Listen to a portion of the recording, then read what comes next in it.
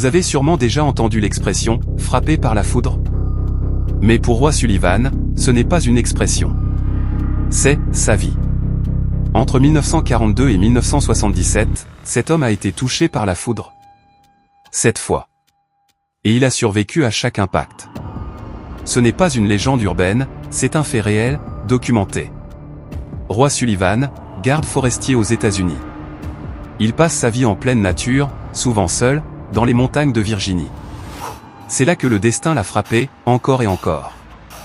Premier impact, en 1942, pendant une tempête. Il perd un ongle et souffre de brûlure. Deuxième fois, il est en voiture. La foudre passe par la fenêtre. Brûlure au visage, perte de conscience. Troisième, dans son jardin. Quatrième, dans son poste de garde.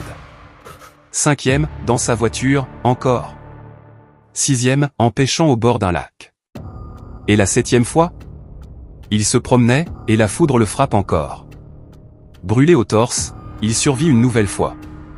Les chances d'être frappé une fois dans une vie? Environ 1 sur 15 000.